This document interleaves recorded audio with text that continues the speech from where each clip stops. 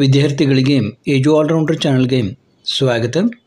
ಈಗ ನಾವು ಗೋಗ್ಟೆ institute of technology GIT ಅಂತ ಕರಿತೀವಿ. ಇದನ್ನು ಬೆಳಗಾವಿಯಲ್ಲಿರುವಂಥ ಒಂದು ಒಳ್ಳೆಯ ಡೀಸೆಂಟ್ ಇಂಜಿನಿಯರಿಂಗ್ ಕಾಲೇಜ್ ಅಂತಲೇ ಅನ್ಬೋದು. ಇದು ಬೆಳಗಾವಿ ಸಿಟಿಯನ್ನು ಬಿಟ್ಟು ಇಂಡಸ್ಟ್ರಿಯಲ್ ಏರಿಯಾ ಉದ್ಯಮ ಭಾಗದಲ್ಲಿ ಇರುವಂಥ ಒಂದು ಇಂಜಿನಿಯರಿಂಗ್ ಕಾಲೇಜು. ನಿಮ್ಮ ರ್ಯಾಂಕ್ ಸ್ವಲ್ಪ ಕಡಿಮೆ ಇದ್ದರೂ ಕೂಡ ಈ ಒಂದು ಕಾಲೇಜಿನಲ್ಲಿ ನಿಮಗೆ ಸೀಟು ಸಿಗುತ್ತದೆ ಮತ್ತು ಅತ್ಯಂತ ಟಾಪ್ ರ್ಯಾಂಕ್ನಲ್ಲಿ 10,000ನಲ್ಲಿ ಬಂದಿಲ್ಲ, 10,000 ಮೇಲೆ ಬಂದಿದೆ.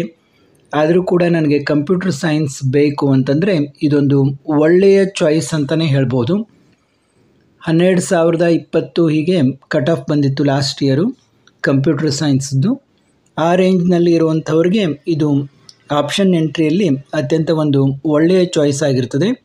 ಈಗ ಅದು ನಾನು ಹೇಳಿದ್ದು ಈಗ ಜನರಲ್ ಮೆರಿಟಿದ್ದು. ನಿಮ್ಮ category 2A 2B 3A 3B ಅಥವಾ SC ST ಇದ್ದರೆ ತುಂಬ ದೂರನೇ ರ್ಯಾಂಕ್ ಹೋಗಿರುತ್ತೆ. ಈಗ ನಾವು ಎಲ್ಲ ಬ್ರ್ಯಾಂಚ್ಗಳ ಎಲ್ಲ ಕ್ಯಾಟಗರಿಯ ಕಟ್ ಆಫ್ಗಳನ್ನು ನೋಡೋಣ.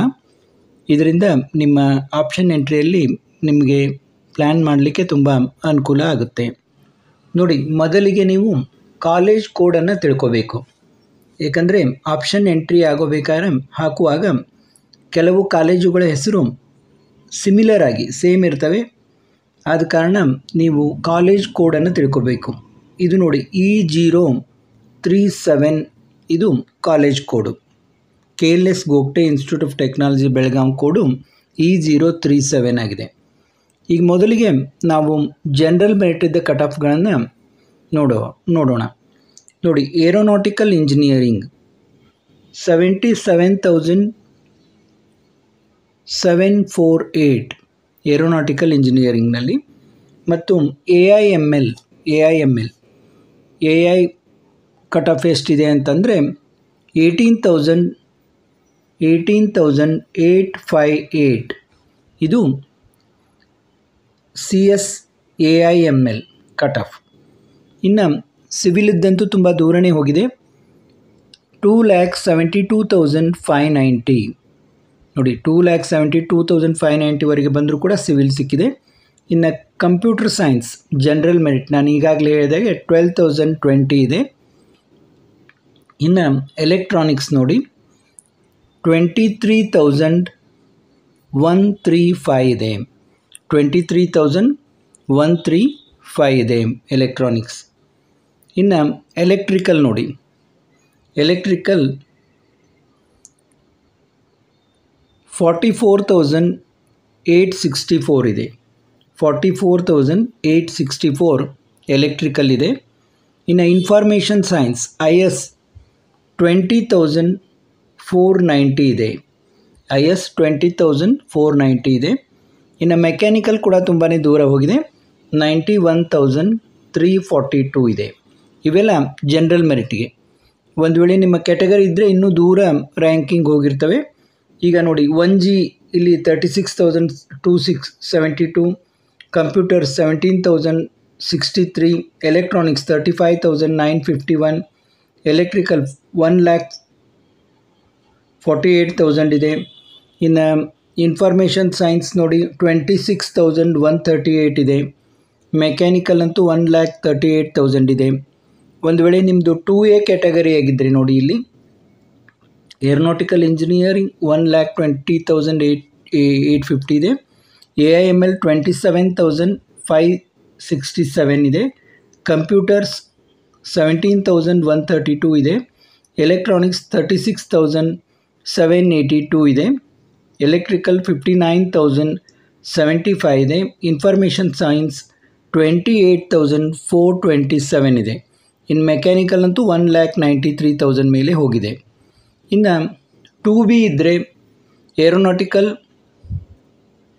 ನೋಡಿ, 2B aeronautical 1,65,531, AIML 28,414, computers 17,512, electronics 36,999, electrical 62,553, information science 31,621. Mechanical ಅಂತೂ 1,62,000 ಮೇಲೆ ಹೋಗಿದೆ. ಇನ್ನು 3A ಕ್ಯಾಟಗರಿಯವರು aeronautical engineering 1,08,964, AIML 20,348, computers CS 13,552, electronics 34,573, electrical 73,888, information science 26,257. ಇದೆಲ್ಲ 3A ಕ್ಯಾಟಗರಿಗೆ. ಮೆಕ್ಯಾನಿಕಲ್ 2,18,000 ಮೇಲೆ ಹೋಗಿದೆ. ಇನ್ನು 3B ಕ್ಯಾಟಗರಿಯವರಿಗೆ ನೋಡಿ, aeronautical engineering 79,221, AIML 19,850, CS computers 13,205, electronics 24,122, electrical 46,057, information science 21,289, mechanical 99,607. ಇನ್ನು